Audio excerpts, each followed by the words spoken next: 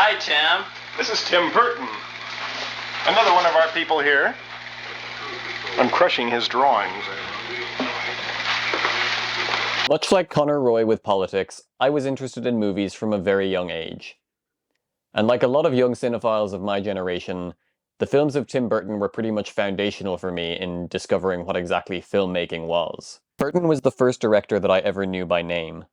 His were the first movies that I remember being able to look at and say, oh, these were made by the same guy. For that reason, he'll always be an important figure in my journey as a movie lover, and I'm certainly not alone in being able to say that. Nevertheless, it's fair to say that Burton isn't exactly the auteur figure today that he was in the 90s. Back then, he was one of the most exciting and distinctive voices working in Hollywood. Now he pretty much exclusively makes IP stuff where his stylistic influence is increasingly limited to aesthetic, as opposed to having an actual take on the material. I'm always going to root for the guy, and I do think in recent years he has shown some signs that maybe the Burton audiences first fell in love with is still in there, just waiting to be let loose again. But I bring all this up because it highlights how his career is one of glorious highs and terrible lows. In other words, the ideal subject for my latest ranking video. I'll be talking about all 20 of his feature films from worst to best, in my opinion of course, just as I did with every Pixar movie and every 21st Century Best Picture winner. Before I get into the ranking, I should probably address something that most of you probably know, but just in case. The Nightmare Before Christmas does not count. Burton conceived the original story and produced the movie, but it was directed by Henry Selick, the very talented director of Coraline. It does not qualify for the ranking, so don't expect to see it here. Okay? We got that cleared up? Good. Let's talk Burton. It's showtime. Take your stinking hands off me, you damn dirty human! There are three things worth praising about Tim Burton's Planet of the Apes. The first is that the makeup work is genuinely incredible. Rick Baker is an absolute legend in his field, responsible for some of the most impressive creature designs and prosthetic work in all of cinema. So if you're doing a reboot of a franchise legendary for its groundbreaking makeup effects, of course he's the guy to call. And he more than delivered. The apes all look great. Bad as the movie is overall, it's very strange that it wasn't even nominated for Best Makeup at the Oscars. Especially considering that this was that year. Bruh, look at this dude. Wait till you see the... No, no, no, no.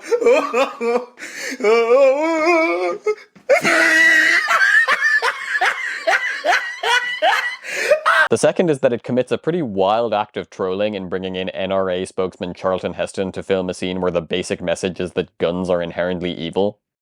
Did Heston recognize the irony of that scene, or did he just not care? I don't know, but it's a pretty ballsy move.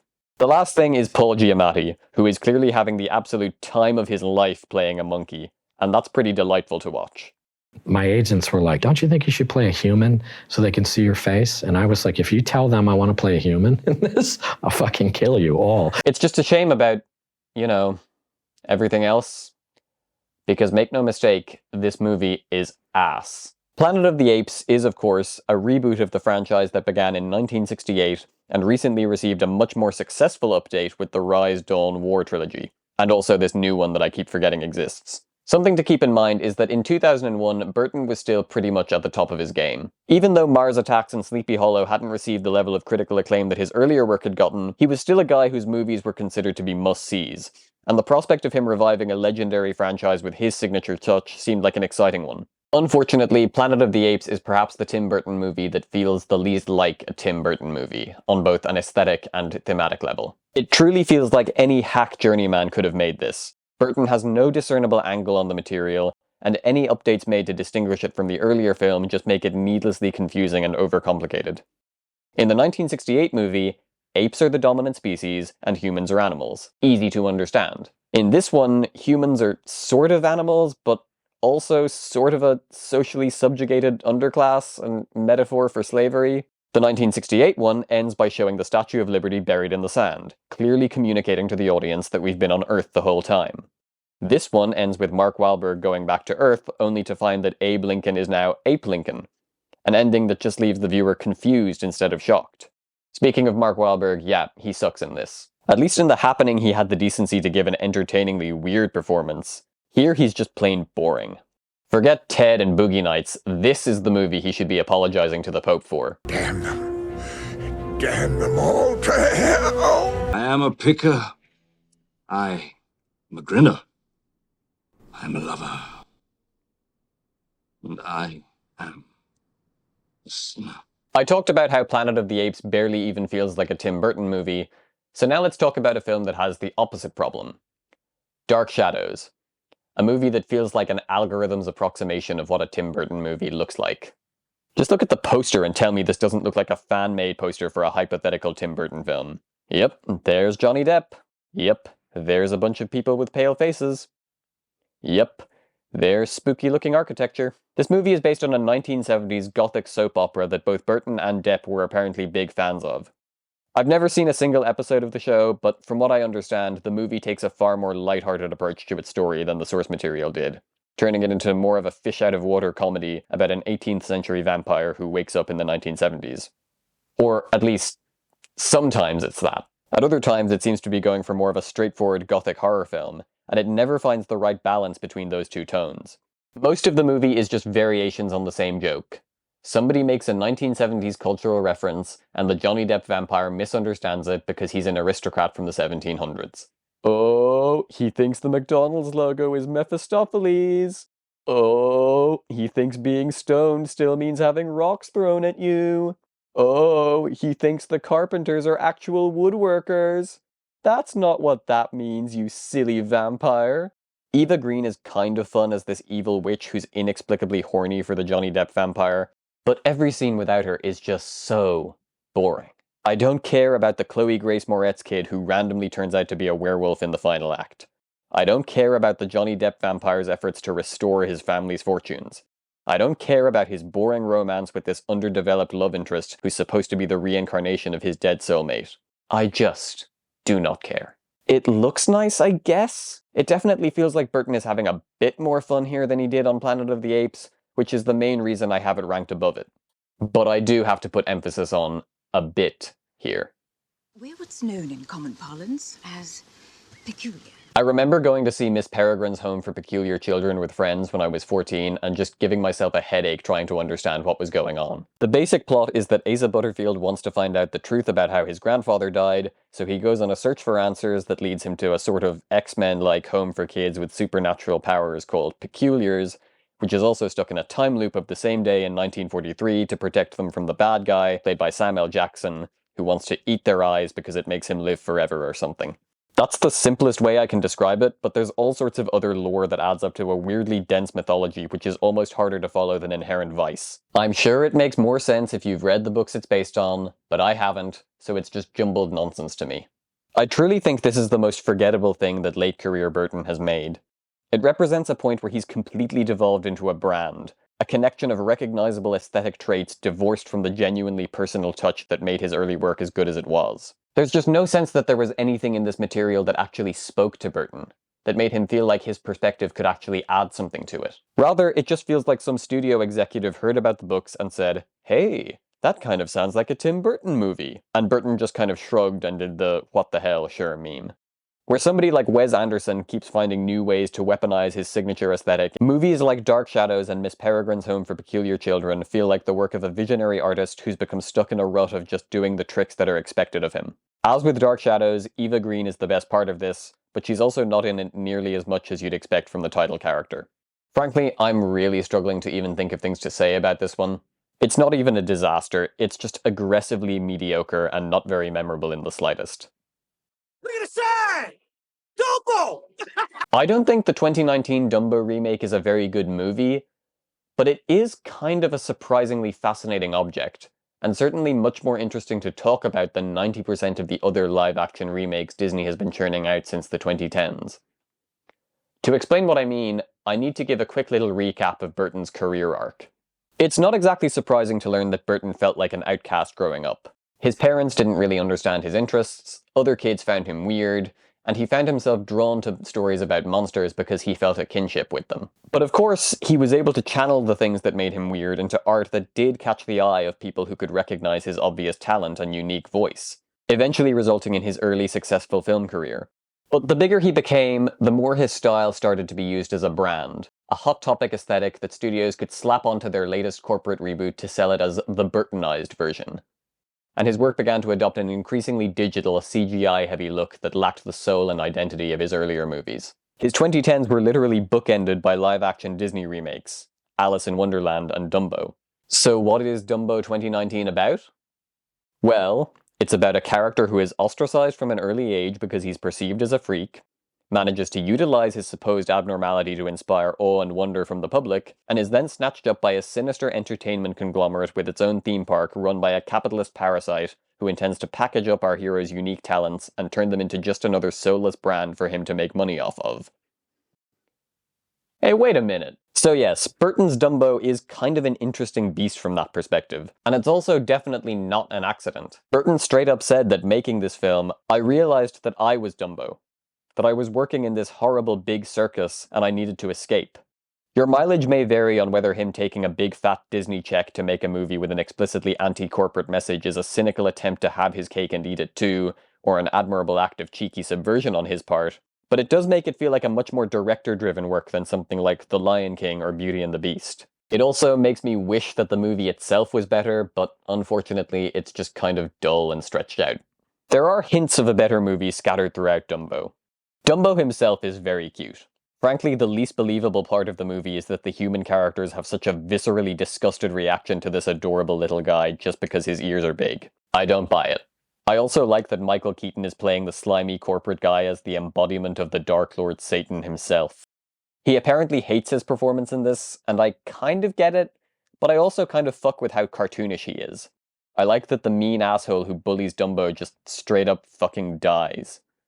And I think Colin Farrell is genuinely good in it. I liked the parallel between his own physical deformity and the baby elephants, and I found myself wishing that the movie was much more about his relationship with Dumbo, and less about his boring-ass kids. Seriously, just have the Farrell character basically play the role of the mouse from the animated one, and I think you already have a much stronger movie on your hands. The movie also really botches the two best scenes in the original. The psychedelic pink elephant sequence, which should have been an absolute layup for a freaky Tim Burton take, is reduced to this uninspired scene where we just kind of cut between the bubbles marching and Dumbo lightly bobbing his head along to the music. And Baby Mine is weirdly rushed through to the point that it doesn't have the emotional impact it's supposed to have. So yes, Dumbo isn't very good as a movie, but I do kind of admire that Burton is trying to do something interesting with the material as opposed to just doing a carbon copy of the animated one with superficial changes. Also, I guess it's pretty good that there are no racist crows in this one. Have you any idea why a raven is like a writing desk? I have a lot of attachment to Alice in Wonderland as a story. I think the original Lewis Carroll book is one of the greatest pieces of Western literature ever written, and the 1951 film is probably my favorite of all the animated Disney movies. But we're not here to talk about either of those versions. We're here to talk about the 2010 one that made over $1 billion and in doing so kickstarted the era of Disney remaking their animated films, which is still going on after 15 years. You! Look, full disclosure, I actually do have a bit of nostalgia for this movie. I watched it a lot as a kid. But as someone who loves the original text so deeply, the way this movie completely misunderstands what makes the source material so good has only annoyed me more and more as I've gotten older. It transforms the story into a Narnia clone with action sequences and prophecies and heroic rebellions, and a structure that owes more to Joseph Campbell than it does to Lewis Carroll. Burton said that he never felt an emotional connection to the original story, which just... Why would you make this movie if you fundamentally don't understand what you're adapting? Other commentators have already touched on this next part, so I don't want to dwell on it too much, but it's also completely thematically incoherent. It tries to draw parallels between Alice being pressured to marry this gawky weirdo in the real world, and her being pressured to slay the Jabberwocky in Wonderland. I think you mean Wonderland! Oh, sorry. Underland. But the resolutions to those two threads are the exact opposite of one another. In Underland, her heroic decision is to conform to society's expectations of what she should be, and in the real world, it's to say, fuck you guys, I'm my own person. The result is a movie that feels like it's trying to say something but has no idea what that something actually is. It's really frustrating because on paper, Burton's gothic style feels like it actually could offer an interesting take on Alice in Wonderland. And there are parts where that does shine through. The scene where she falls down the rabbit hole is really cool.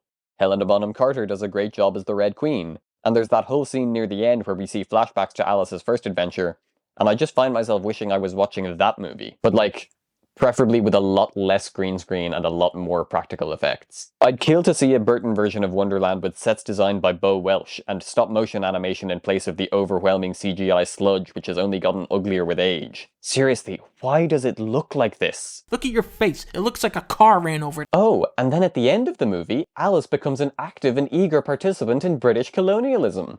Yay! Girl boss? If you want to see a darker, more twisted take on the Alice in Wonderland story that actually feels like it comes from a place of interest in Carol's text, I cannot recommend the 1988 surrealist version by Jan Svankmajer enough. But hey, at least the 2010 one is better than the non-Burton directed sequel, which is quite possibly the most annoying movie ever made. I thought it tossed away long, long ago. It's impossible for it to be here. Shut up! Shut the fuck! You have no right to take me. Shut up! Will you shut up? Shut up! Shut up! Shut up! Good morning, Starshine. The Earth says hello. As far as adaptations of Roald Dahl's Charlie and the Chocolate Factory go, the general consensus is that Mel Stewart's 1971 Willy Wonka and the Chocolate Factory is the one to beat. And I would agree with that. It's one of the best children's films ever made, with great songs, a delightful sense of humor, and a great, rightly iconic performance from Gene Wilder. So it's understandable that a lot of people felt pretty hostile towards Burton's 2005 version from the moment it was announced. But the thing about this one is that the first half or so is actually pretty good. The kids are all good actors, Burton's style meshes very well with Dahl's sense of humor, and the updates to the story all make sense. I like the addition that Grandpa Joe used to work in the factory, and especially love the way they don't even bother to recast him or make him look younger in the flashbacks, so he still looks like an elderly man. Having Violet be the competitive child of a horrible soccer mom gives her character a much more defined personality than simply, she chews gum. And updating Mike TV so that he's a gamer makes a lot of sense for a modern adaptation. So for the whole setup phase, it feels like this is going to be a movie that, even if it doesn't match up to the previous one, will at least be distinct enough to work on its own merits.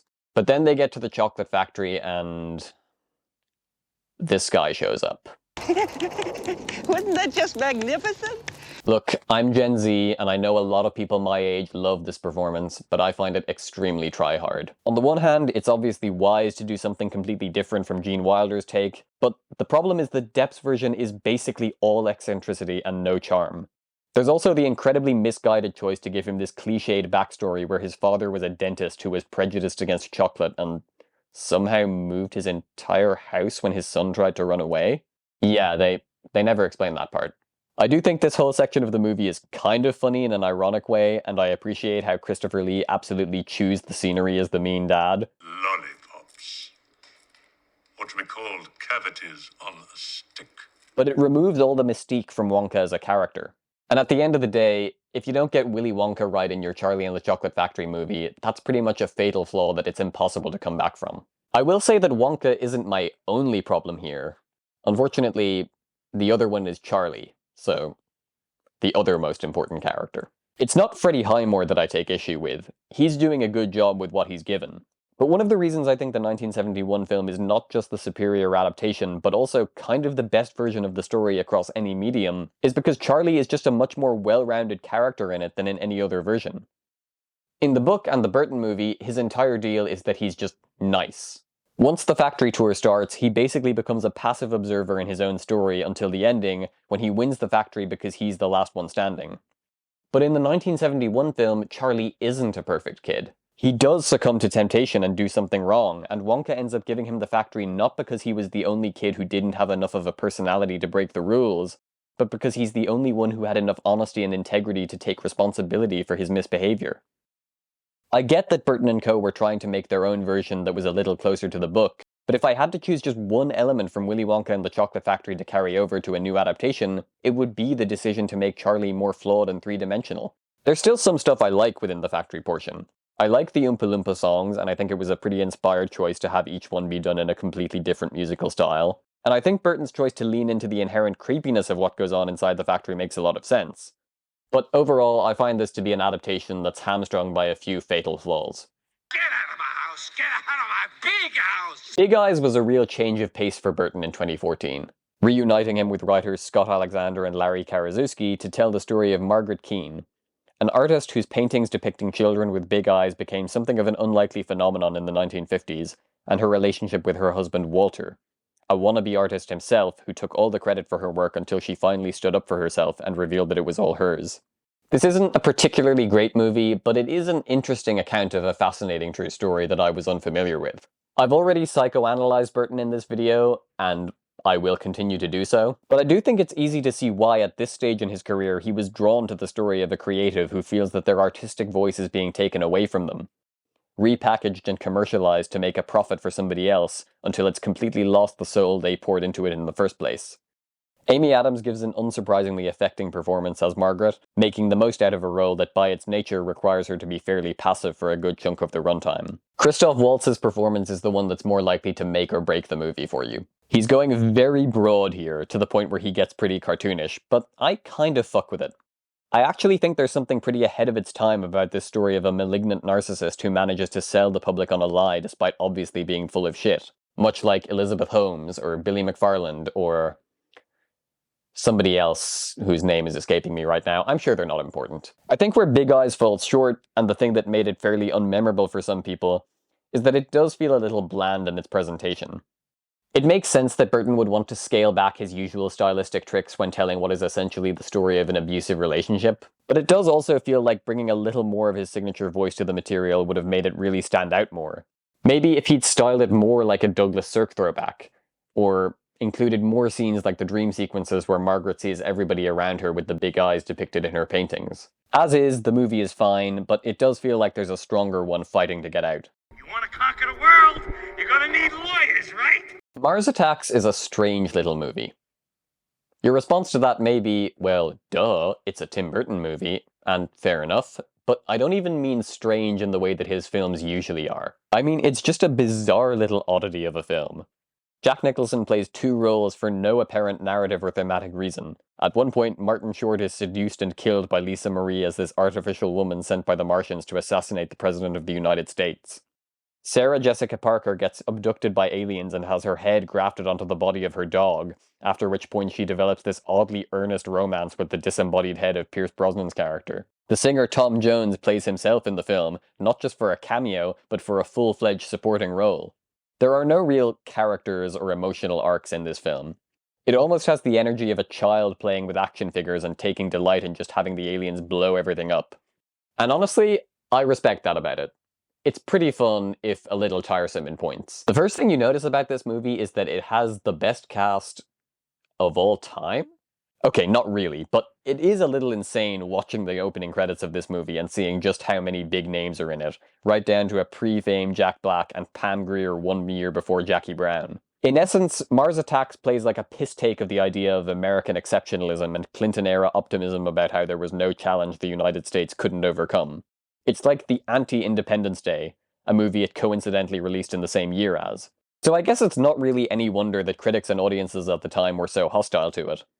In today's more cynical age, its irreverence perhaps resonates a little more. I'm not going to pretend that Mars Attacks is any kind of masterpiece, and I certainly couldn't blame anybody for finding it shrill and grating, but I have fun with it. Your dog is alive! Frankenweenie actually marked something of a return to Burton's roots, since it's a remake of a live-action short film he made early in his career, turning the Frankenstein story into a monster movie tribute in which Victor is a nerdy boy who uses science to bring his dog back to life. This is a movie that I think comes close to being great, but is held back by a few things that force it to settle for just pretty good. The relationship between Victor and Sparky is really sweet, but Victor himself is a bit of a damp squib of a character. All his weirdo classmates and their own antics are just much more fun to watch in my opinion. I also think the movie really missteps with its ending, an issue that it actually shares with the original short, but which feels more pronounced in the feature version. After the climax, Sparky dies once again, and we get that one scene in every kid's movie from this era where it looks like he's gone for good, and everyone gets all sad, but then it turns out everything's okay. But here's the thing. It really feels like the natural conclusion the movie has been building towards is that Sparky does die for real, and Victor finally comes to terms with the loss of his best friend, accepting that he doesn't have to bring him back, and as the movie literally says, he'll always be in his heart. That would have actually been a pretty bold message for a kids' movie, especially meaningful for kids who had recently suffered the loss of a pet or really any loved one. It just comes across as a cop-out, like the movie is trying to have its cake and eat it too. I still like Frankenweenie overall. I love that it really commits to the black and white monster movie aesthetic. Sparky is really cute, and I dare you not to be a little moved by the scene where he curls up and falls asleep next to his own grave. Plus, it certainly feels like it has a lot more of Burton's soul in it than a lot of the other stuff he was coming out with around that time. Nevertheless, it's a movie that feels like it should be top tier Burton, and instead it's just good. You want to get nuts? Come on, let's get nuts. It's really funny to think that there was a time when the darkest, grittiest Batman movie out there was the one where the Joker dances to Prince songs. Even though it's been eclipsed in the cultural conversation by the Nolan trilogy and, to some extent, the recent Matt Reeves film, Burton's Batman is low-key one of the most important milestones in the history of blockbuster cinema, in the same conversation as the likes of Jaws and Star Wars. I wasn't alive in 1989, but people who were will tell you just how omnipresent this movie's marketing campaign was. It basically invented the modern blockbuster hype machine. It also pretty much guaranteed that Burton would be able to do whatever he wanted going forward. Pee-wee's Big Adventure and Beetlejuice were both considerable hits, but a major record-breaking blockbuster like this was about as much of a blank check guarantor for an up-and-coming director as anything could be. So yes, Batman 1989 is a significant chapter in the history of blockbuster cinema and also in the career of Tim Burton. But how is it as a movie? It's fine. See, the thing about this movie is that even though Batman is the title character, he's kind of not the actual main character, largely remaining shrouded in mystery and mostly seen through the eyes of Kim Basinger's Vicky Vale. In a way, the main character is arguably Jack Nicholson's Joker, and the thing about Nicholson's performance is that it's a lot. He's certainly having a lot of fun in the role, and I enjoy his performance in concentrated doses, but when he's the focus of so much of the movie, his constant manic laughter and scenery chewing does grow exhausting for me. Still, there's a lot to appreciate about Batman. The production design by the late Anton Furst is to die for. I may prefer the Nolan films overall, but this is probably my favourite rendition of Gotham on film from an aesthetic point of view. And I'm a big fan of Michael Keaton's portrayal of the title character. His Batman is a suitably cool and mysterious presence, but it's his Bruce Wayne that I really love. Even more so than any other portrayal of the character, this dude really feels like the kind of freak who would go out at night dressed as a bat and beat up criminals. Keaton brings such a weird energy to the role that feels completely atypical of what you'd expect from a superhero lead. And that's what makes him so interesting. One of the things I hated about The Flash was how that weirdo energy was completely absent in that movie. Like they took all the surface level elements of Keaton's take on the character and just surgically extracted everything that actually made him stand out. Because all that matters now is that he looks like the version of the character you're familiar with, not that he actually has the essence of that version. So yeah, I like Burton's Batman just fine, but I ultimately think that the sequel, which we'll talk about later, is the much stronger film. The juice is loose. I was a big Beetlejuice fan as a kid. And back then, the idea of Burton and Keaton reuniting for a sequel would have been just about the most exciting thing in the world to me. But by the time this long-rumoured follow-up actually became a reality, I was much more cynical about the prospect. The first teaser, featuring a children's choir performing a trailer-core version of the Banana Boat song, seemed to indicate that this would be yet another legacy sequel to a popular 80s movie that would be full of cheap fan service, treating the original as something it was never supposed to be. But to my pleasant surprise, Beetlejuice Beetlejuice actually ended up being genuinely really fun and easily the most entertaining thing Burton has made in years. That's not to say it's a great movie. From a story perspective, it is kind of a mess. It's about Lydia Dietz once again being haunted by Beetlejuice as she returns to her childhood home with her daughter who doesn't believe in the supernatural, but it's also about Beetlejuice being hunted down by his ex-wife played by Monica Bellucci, and also Lydia's daughter has this love interest who's actually a ghost trying to manipulate her. And also there's this ghost cop played by Willem Dafoe who's hanging around. And also Delia Dietz has her own antics going on. And also Lydia has this obviously untrustworthy boyfriend whose name is Rory, which makes for a very trippy viewing experience for me. There's a lot happening here, especially when compared to how simple and tight the first movie is. The Monica Bellucci subplot in particular feels like it could be removed from the movie without making a difference in the slightest. But hey,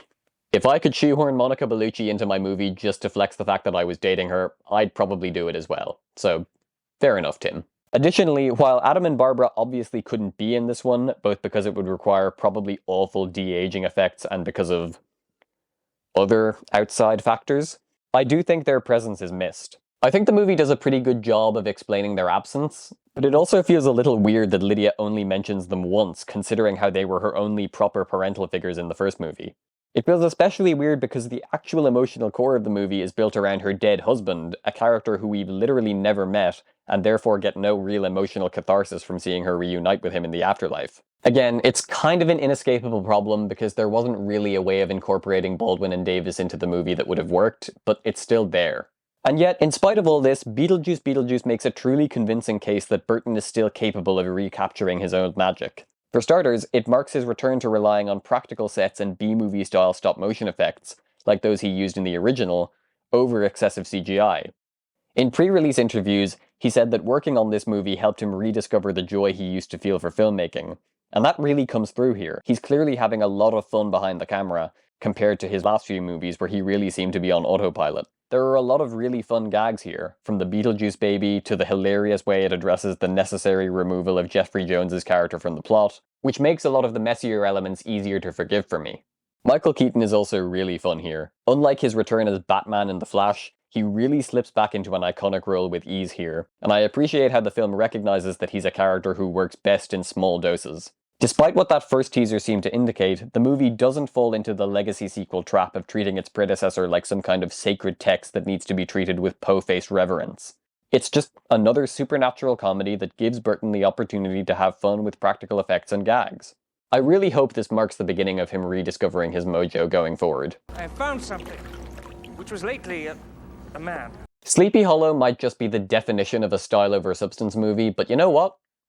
Sometimes that's just what the doctor ordered. I wouldn't say there's much going on underneath the surface here, but my god, the vibes are just immaculate. It essentially turns the familiar legend into a sort of gothic procedural, with Ichabod Crane recast as a police detective investigating a series of murders that may have been committed by the mythical Headless Horseman. Burton directs the absolute fuck out of this one. It's probably one of his best-looking movies, with Emmanuel Lubezki, the Academy Award-winning cinematographer of Gravity, Birdman, The Revenant, and of course, The Cat in the Hat, going absolutely crazy behind the camera to create some gorgeously expressionistic visuals that bring to mind the best imagery from Coppola's Dracula. And while Burton does play the material straight, he also allows himself to get goofy. This moment in The Witch's Lair feels like something out of an Evil Dead movie, and everything with Christopher Walken is gloriously over the top. Again, on a script level, it's nothing to write home about. Still, Sleepy Hollow functions quite well as a pulpy exercise in camp gothic melodrama. All that being said, it's still far inferior to the 1949 Disney anthology film The Adventures of Ichabod and Mr. Toad. After all, that movie has Mr. Toad in it, and this one doesn't, so it's really no contest. I don't make monkeys, I just train them. On paper, Pee-wee's Big Adventure doesn't really sound like the kind of project that would launch the career of an auteur filmmaker. After all, it was just a big screen vehicle for Paul Rubens' signature character, the eccentric man-child Pee-wee Herman. Like, imagine if instead of Hereditary, Ari Aster's feature debut had been like a movie about Pete Davidson's Chad character from SNL, and he actually brought a lot of what would become his signature flourishes to the material. That's basically what happened here. It says a lot about Burton as an artist that Pee-wee's Big Adventure really did end up feeling as much authored by him as it did by Rubens.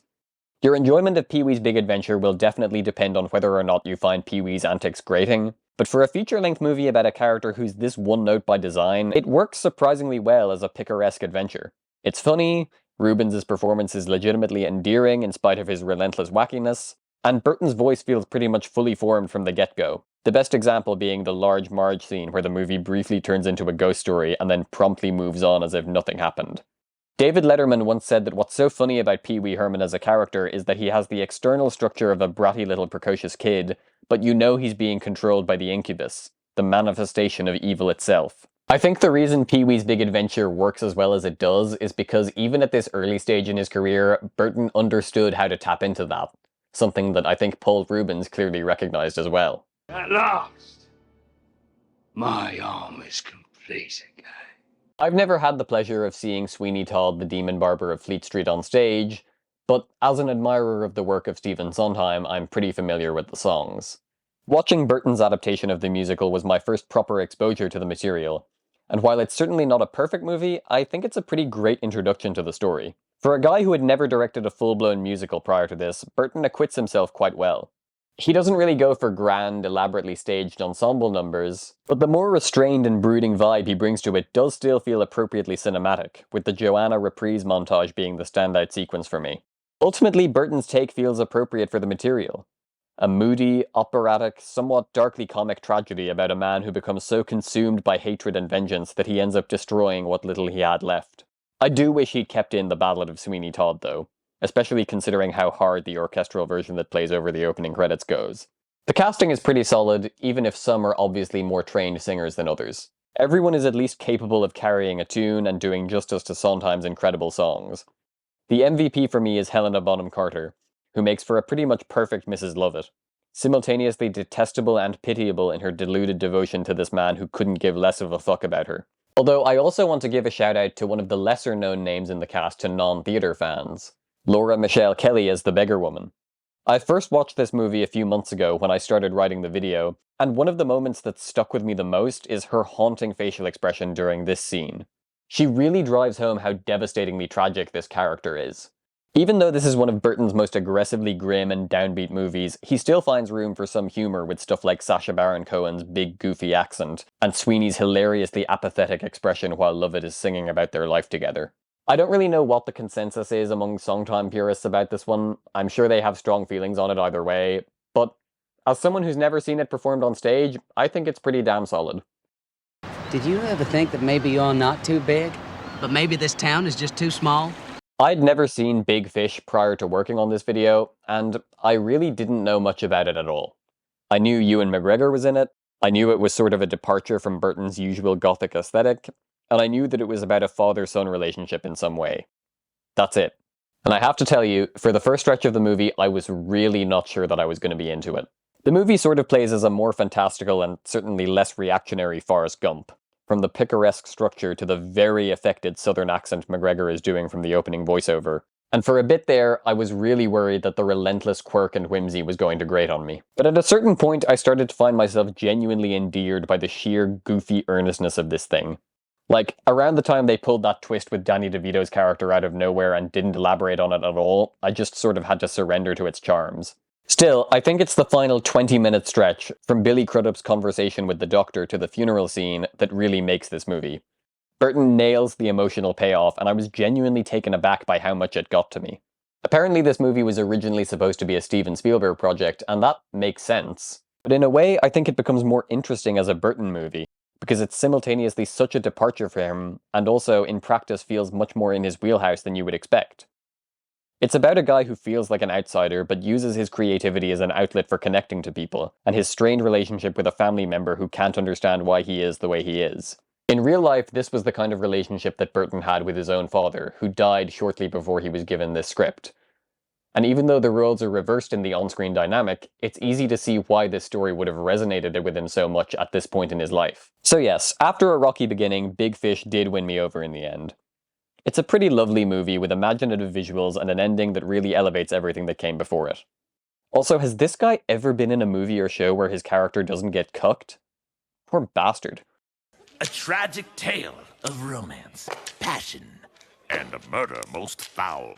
I hadn't seen Corpse Bride since I was a kid, and I think I'd been somewhat conditioned over the years to remember it as a beautifully made but narratively weak stop-motion exercise from Burton. At least, that's what my personal letterbox circle seems to think. So after rewatching it for this video, I was a little surprised by how much I enjoyed it. Stop motion is probably my favorite form of animation, and it's obviously a perfect fit for Burton. Not only did he utilize it in many of his early live-action works, but a huge part of the reason people still think he directed The Nightmare Before Christmas, apart from, his name being in the title, is that he and the form just seem like a match made in heaven. So it's actually a little surprising that he's only made 2 animated features in his career. All of which is to say that Corpse Bride is an absolutely beautiful thing to look at.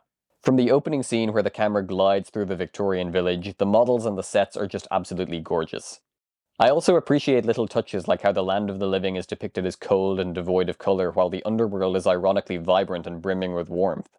So yeah, on a technical level, it's pretty marvellous. We can all agree on that. But I think other aspects of it tend to get a bad rap. It is true that the movie's plot is very thin. It's actually a minute longer than The Nightmare Before Christmas, but it feels like a lot more happens in that movie, whereas this one moves at such a breakneck pace that I can see some people finding it insubstantial. The way Victor and Victoria talk to each other, you'd think they'd been in love for literal years instead of having met literally for the first time the previous morning. And yet, I actually do think the interactions between them are pretty sweet. The scene where they bond over the piano is genuinely really cute. Emily, meanwhile, is a really endearing and likable character, with Helena Bonham Carter bringing a lot of pathos to her vocal performance. And of course, I could never forget that this movie blessed us with the absolute GOAT, the icon, the sex symbol, motherfucking Bone Jangles, baby! Yeah, I'm sorry, this movie features too much Bone Jangles per minute for me to dislike it. I'm sorry. It's just science.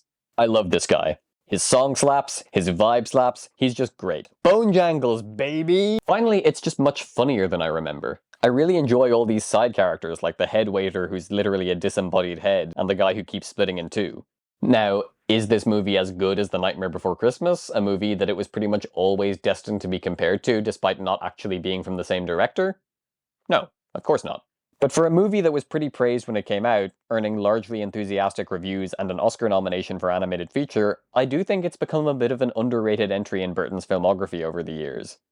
It's worth revisiting if you haven't seen it in a while. Could use more Bone Jangles, but that's true of most movies. I am Catwoman.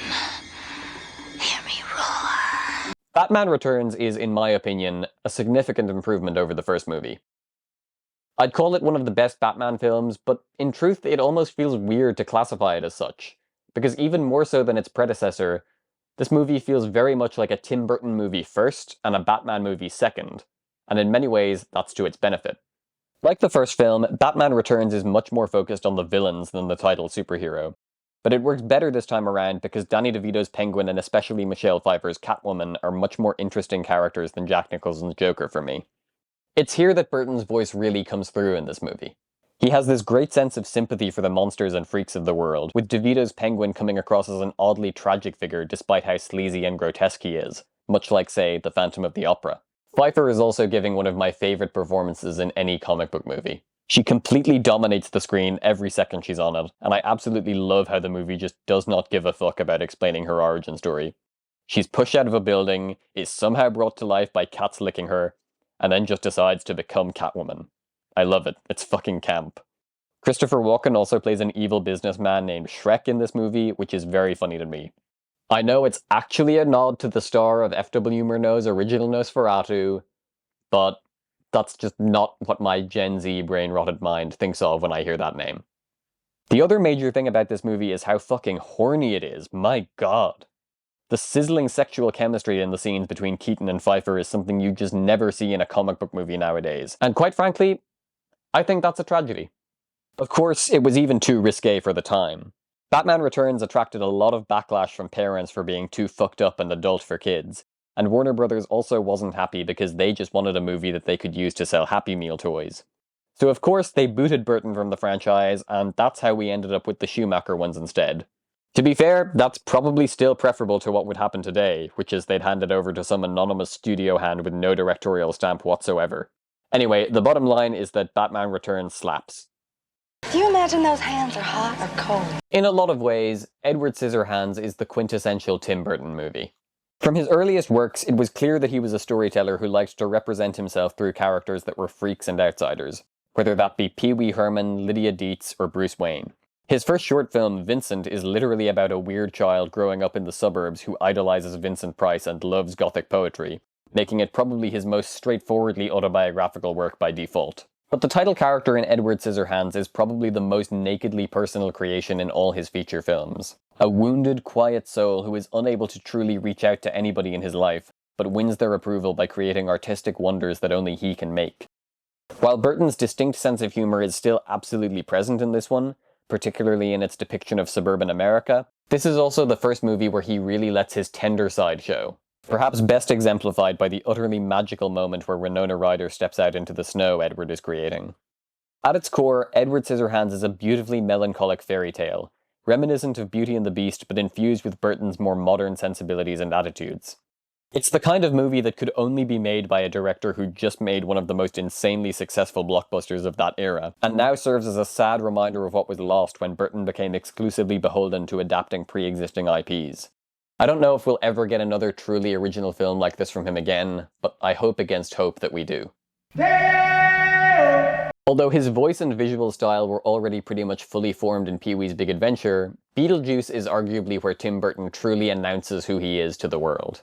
This was one of my favourites when I was 12, and it still very much holds up. Drawing on a really simple but creative premise, that being a deceased couple hiring a ghostly exorcist to help them scare living people away from their home, Burton creates a wonderfully inventive vision of the afterlife, full of macabre humor and delightfully B-movie-esque effects. It's probably his funniest movie, featuring some great Looney Tunes reminiscent gags, kooky background characters, satirical jabs at how much Reaganite yuppies suck, and of course, Michael Keaton just firing on all cylinders as the title character. As I said in my section on the second movie, Beetlejuice is very much a character that needs to be given to us in small doses, but Keaton makes the absolute most of every second of his limited screen time.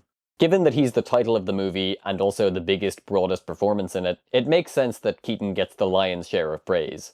But really, it's just a great ensemble. Baldwin, Davis, and Ryder are very effective anchors to all the zaniness happening around them, and every line delivery from Catherine O'Hara is pure gold. If you don't let me gut out this house and make it my own, I will go insane and I will take you with me! Something that really hits you watching this as an adult is how crazy it is that movies like this used to get away with a PG rating. Like, this was something you could get away with in a movie that was considered okay for kids in 1988. Nice fucking model! They made a children's cartoon that was based around this character. That era was just a whole different universe. There's definitely an argument to be made that Beetlejuice is just kind of a loosely structured series of set pieces with a very thin narrative through line, but those set pieces are so delightful that it's difficult to be bothered about that. I need all the transsexuals and transvestites I can get. When I started working on this video, there was basically no doubt in my mind that Ed Wood would be number one, and a rewatch only confirmed this. This is a movie about the director of several movies considered to be among the worst ever made, including Glen or Glenda and most infamously, Plan 9 from Outer Space. But rather than presenting the story as a shallow comedy about an incompetent fool bumbling his way through the filmmaking process, Burton instead dares to celebrate his subject for his passion, urging the audience to root for him to bring his vision to the screen in spite of his rushed and undisciplined approach to the process. While it is a frequently hilarious movie, Ed Wood is a beautifully earnest story about a gang of weirdos and social outcasts coming together to make their voices heard in a world that doesn't want to listen to them. It may be about a completely different real-life director, but it's clear that Burton views this as yet another semi-autobiographical piece as well, even drawing parallels between his own dynamic with Vincent Price and Wood's friendship with Bela Lugosi. Speaking of which, Martin Landau is of course amazing in this. I probably would have voted for Samuel L. Jackson if I was an Academy member in 1994, but it's very difficult to argue with this performance winning the Oscar. Like Edward Scissorhands, Ed Wood is a perfect example of Burton using the massive success of his blockbuster efforts to get creative freedom on something odd and personal that he was passionate about.